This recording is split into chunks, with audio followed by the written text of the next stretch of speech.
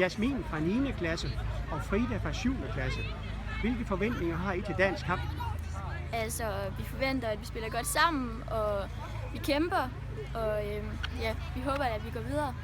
Hvor langt plejer I at komme i den her skoleturnering? Vi plejer at komme til anden runde, så det er første gang i år, at vi er kommet så langt, som vi nu er. Okay. Frida, nu er du med for første gang. Yes. Hvad er det så, du forventer i gode tid i år? Jeg forventer, at det bliver nogle gode kampe, vi spiller. Og jeg håber, vi kommer til at spille rigtig godt sammen. Fordi de sidste år, der havde vi en masse håndboldspillere med os. Og i år, der har vi så en masse fodboldspillere med, som er vant til at spille sammen i god boldklub. Så vi kommer til at snakke meget, meget bedre sammen. Okay. Og det gør også, at vi står stærkere sammen som et hold. Ja, det vil sige, jeg står her med 2 sejrssikre unge piger, der forventer, at de vinder kampen. Ja, det håber vi i hvert fald. Ja. Det er godt. Tak og god kamp. Tak for det.